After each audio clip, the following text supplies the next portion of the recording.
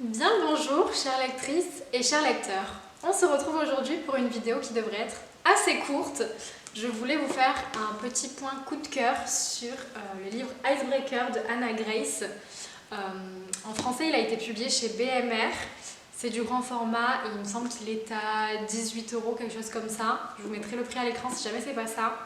Donc voilà, je voulais vous faire un petit coup de cœur là-dessus. Donc je vous présente rapidement le livre et ensuite je vous donne mon avis et pourquoi est-ce que j'ai adoré ce bouquin. J'ai pris des petites notes et tout, regardez comme j'ai fait ça correctement. Icebreaker, il faut savoir que c'est un tome 1 sur une série qui s'appelle Maple Hills. Chaque tome concerne des personnages différents. Donc dans le tome 1, on suit Anastasia et Nathan. Dans le tome 2, je ne sais plus qui on suit, c'est un autre personnage secondaire de l'équipe de hockey.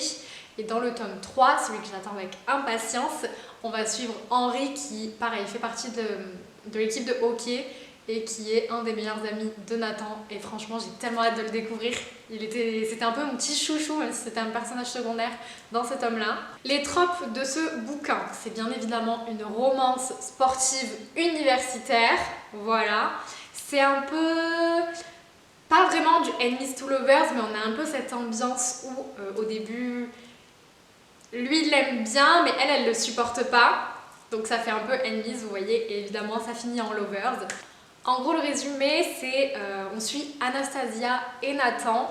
Elle est patineuse artistique et lui, il est hockeyeur. Ils n'ont pas l'habitude de se côtoyer puisque chacun a vraiment son espace de patinage dans le campus. Chacun a sa patinoire, donc ils ne se côtoient pas habituellement. Sauf que, bien évidemment, il y a un événement qui se passe et une des deux patinoires est complètement ravagée. Donc, ils vont devoir se côtoyer, partager un espace avec chacune des teams, donc la team des hockeyeurs et la team des patineurs artistiques. Comme je le disais, lui, il apprécie vraiment son caractère un peu revêche, un peu... Je me laisse pas approcher facilement. Et donc lorsque le partenaire d'Anastasia se retrouve blessé, dans des circonstances assez mystérieuses on va dire, on se demande ce qui s'est passé, il propose donc de remplacer ce partenaire et de patiner avec elle, même s'il n'a jamais fait de patinage artistique et qu'il ne connaît rien à la discipline, puisque le hockey c'est vraiment quelque chose de totalement différent, les techniques ne sont pas les mêmes, ni rien du tout. Donc voilà, on va suivre un petit peu leur relation à travers cette collaboration et c'était vraiment trop drôle, moi j'ai adoré. Je vous donne donc mon avis et pourquoi j'ai aimé ça. Tout d'abord, je le redis, j'ai adoré ma lecture, c'était vraiment un coup de cœur. Il faut savoir que je l'ai lu en anglais, donc en VO. C'est pour ça que j'ai l'édition en VO qui est, elle, publiée chez Simon & Schuster. C'est un livre où il y a un double point de vue. Donc on suit le point de vue d'Anastasia, mais également le point de vue de Nathan. Donc ça, j'adore en général dans les livres, ça me fait craquer. Un des gros points positifs de ce roman et pourquoi en majorité je pense j'ai adoré, c'est qu'il traite premièrement des troubles alimentaires, ce dont on parle très peu de manière générale, mais aussi de la santé mentale. Encore une fois, on en parle très peu. Et ça dans un univers sportif et aussi universitaire. Universitaire, peut-être déjà qu'on en parle un peu plus qu'avant, mais sportif, c'est vrai que ça arrive quand même assez peu. Et donc là, de découvrir un peu cet univers-là dans un livre, c'était vraiment quelque chose que j'ai adoré. Donc franchement, si vous aimeriez bien découvrir quelque chose comme ça, foncez sur ce livre, il est trop bien. Ensuite, il y a un des points, et alors là je pense que ça va être un peu un unpopular opinion, mais le personnage d'Aaron, on est d'accord, il est détestable. Quand vous lirez le bouquin, vous comprendrez pourquoi. Même au début, en fait, on se rend compte de pourquoi le mec est détestable, mais bon, on s'en rend compte de plus en plus au fur et à mesure du livre. En fait, ce personnage-là, c'est un peu un anti-héros, je pense.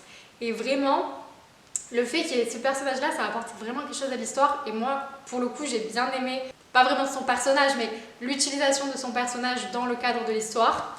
Et du coup, ouais, ça montre vraiment la réalité des choses, de ce qui peut se passer dans la vraie vie. C'est-à-dire que parfois, on accorde sa confiance à des gens et ces personnes-là trahissent notre confiance et ça arrive dans la vraie vie, même si on voudrait que ça n'arrive pas. Bien évidemment, ça arrive.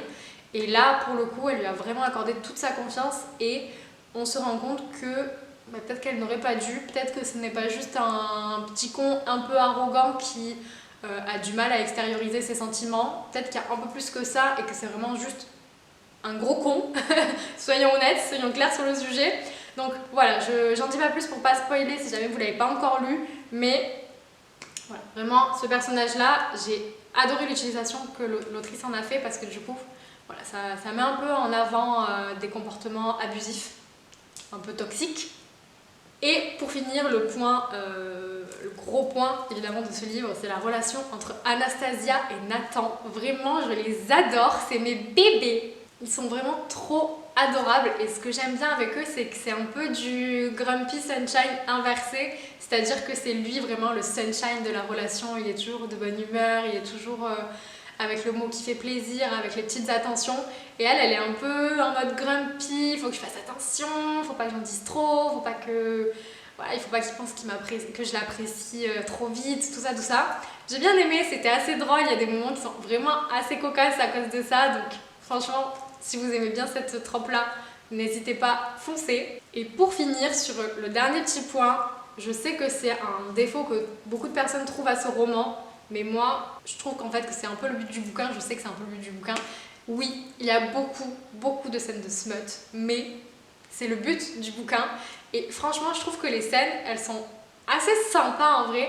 Je trouve qu'elles ont vraiment un petit intérêt et ça met un peu de piquant à l'histoire, on va dire. Donc ouais, après il y a des scènes, c'est vrai qu'elles sont un peu incongrues et on se dit mais what the fuck. Mais en même temps, moi j'ai bien rigolé et si vous l'avez lu, vous allez savoir de suite de quoi je parle. La scène du Uber, j'étais morte de rire, c'est improbable le truc.